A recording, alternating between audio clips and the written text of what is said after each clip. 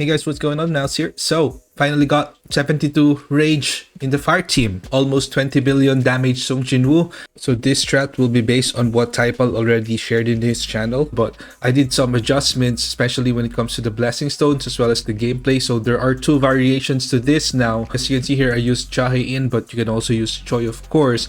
But I did adjust something with the builds and the blessing stones and the gameplay of Sung Jinwoo here, which I'm gonna share with you guys as well. Alright, let's go.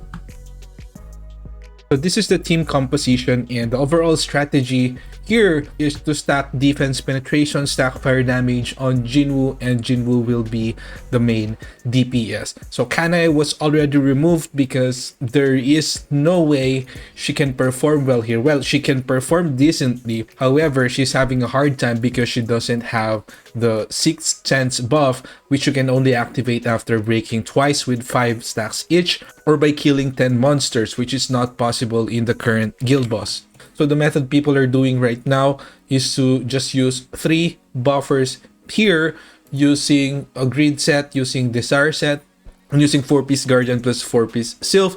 And then we are back again to the old meta where we use the arm set on Sung Jinwoo, because when you're playing with the fire team, you already have a starting defense penetration. And if you've been following my channel for quite some time now, you guys already know this. The more you decrease and or penetrate the defense of the target, the damage will exponentially grow. So again, the mechanics of this guild boss, right now it has less defense than the previous version, and the defense still increases as the rage goes up, and there is also an increase in some sort of defense decrease resistance, which is why Choi and Anaruis is not anymore as impactful as before. So why does the fire team work if there's gonna be a high defense and there's a defense decrease resistance? Well, it does not block penetration, which is why penetration is also crucial here in this fight. However, like I mentioned, penetration is good on fire team because they already have starting penetration from their passives from Isil, 4% stacking up to 3 times. And in connection to the previous video where I shared how my Thomas Andre sabotaged my water team, I tested this and I tested Kanae as well, and I can pretty much confirm that it's actually not just stacking up to 3 times in the guild boss. The counter actually increases beyond 3 times even if they are in the other team or team B, which is why in my previous video my Chai-in's damage actually got reduced when I used Thomas Andre on team B. It's probably because her A4, I haven't tested Chai-in personally, okay, but I heard that some people tested that already and confirmed that. So this A4 and I don't know what else is actually stacking more bonuses from both teams beyond 3 times. You can do a quick test, by the way, just to confirm. You can add Isil with Jinwoo, and then on team B you can add the fire unit, whatever fire unit, and you will see that Jinwoo's damage will increase. Same goes for Kanae. Kanae and Isil are the 2 units that I tested, so I do know that it is actually bugged, or maybe it's an intended feature, but I'm just gonna make a video on this probably if I find the energy to do so. And so that's why mono element team is now probably going to be one of the meta, and that is gonna be the role of Choi if you put him here. It's not actually the defense decrease. The defense decrease of Choi will only help now at the beginning, and it will not help towards the latter parts of the battle. But still, that's gonna be huge because adding Choi will be able to give more penetration to Team A, which now has penetration from Isil, penetration from Gina, and 7.77% from Emma, and now we have 18% from the Black Lion set. This is penetration, by the way. So the reason why I added Chahi in here is because I am trying to get rid of the defense decrease and trying to find way to be able to actually just completely remove the defense decrease. You're gonna see the run later. I'm not sure if that was the run without shadow step. I sure did use some shadow step because that's gonna stop the attack patterns, but it's not gonna be as crucial. And so with that, here's my Jinwoo build that I used here to get that almost 20 billion damage. no Bloodlust, using a Boss Slayer. And by the way, I already discussed this before in one of my POD videos, if I remember correctly. So this is skill type multiplier, a basic additive to skill type multiplier, like basic skills, ultimate skill percent, things like those. So the reason why it works well with the fire is because the fire skills do not have the skill damage bonus percent here. Like Sonic Explosion does not have that. It will increase the core attack damage though. I would assume this will get some diminishing return, but it will not work well, for example, with skills like Magnifying Slash, which already has that skill damage bonus multiplier. And then I removed the Bloodlust. Trust me, I already tried using Bloodlust there and it does not help. So what I did instead is to use VR1 just to increase the damage a bit for the Team A, as well as increase the attack of Jinwoo up to 19.5%. So I think the best one in terms of DPS right now, I would say in this case, is the Sandbag. However, I don't have the Mythic yet, so I tried this. I'm getting just about the same damage. Probably if I get a mythic version, it will help, but for now I just chose VR1. So the weapons are of course gonna be the fire weapons, and then for the stats, 48.6k attack, crit rate 9.8k, crit damage, defense penetration 39.69%. Again, you want to stack it as much as you can so that you can get that portion wherein it will have exponential damage increase. So I would recommend around 38, probably up to 40% maybe, because beyond that is gonna be difficult. And my damage increase now is only 14.95%. So my skill allocation, perception, guild boss, I already confirmed as well. It is level 80, not level 90 as written. It's the same as before. So you would need 18,700 plus precision to get 99%. And then my intelligence 150, strength 524. You can also try to use Intuit depending on your comfortability with your skill cooldown, but so far this setup gave me the best results in my case.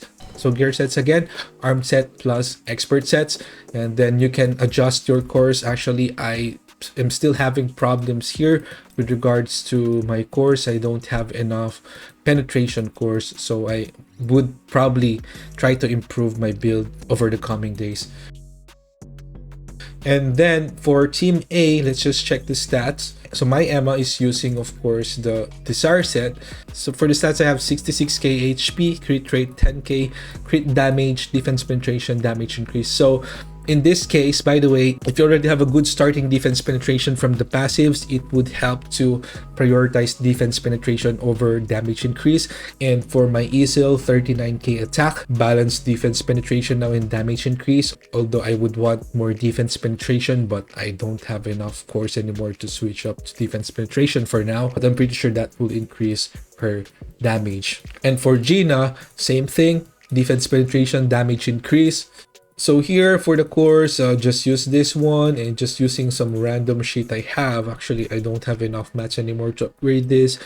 And then Gina, just borrowing my Cha defense penetration core.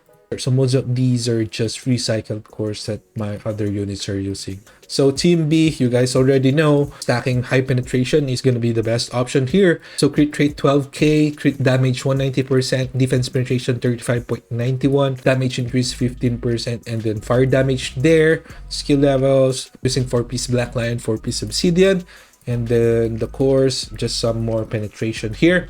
Oh, and I forgot to mention that the crit rate, you can actually balance the crit rate for these two when whoever is dealing more damage. Actually, it's probably much better to get the highest crit on Isil so that she will get her own weapon buff, because right now I forgot to actually switch the gears of Gina. So usually Isil will deal more damage, so you can do that. Right? And now for Cha, I'm just using a very standard setup. I haven't fixed her yet, so there you go. And then just using 4-piece curse plus 4-piece expert and the course here. And if you're using Choi, you can use blessing set so that it can help the team survive more. It just depends on what you're comfortable with. You can make him a DPS as well, as long as the team can survive.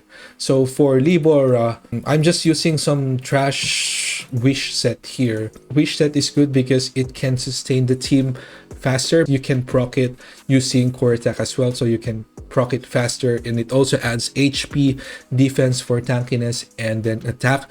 But do remember that many of the guild boss damage is HP based, meaning it's like 30% HP, 50% HP, 70% HP gone. A lot of the fatal ones are not really attack based. That's why you see even your most tanky unit will die. And in order to counter that, it's either you want to have a sustained heal or you want to have shield, because it can be blocked by shield. That's why if you test it and get hit by the guild boss without any shields applied, it's gonna deal solid HP percent base damage, which is why even Emma with like insane amount of HP and damage reduction and defense and such still sometimes die with 1 or 2 hits. Alright, so let's check the replay here. The rotation is actually quite random, like the one I showed you in the water team. In case you haven't watched it, you can watch that.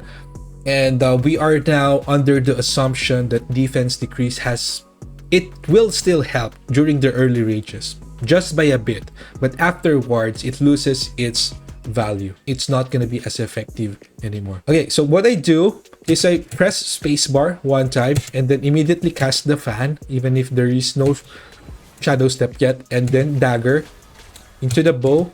Then I'm gonna get the shadow step afterwards. And by the way, I forgot to mention, I'm using that surge, the fire QTE, and then sonic stream, another dagger, core, overshadow. And the timing for the QTE is quite random because there is no guaranteed proc for that. So what I do is just whenever I have a skill, I just use it.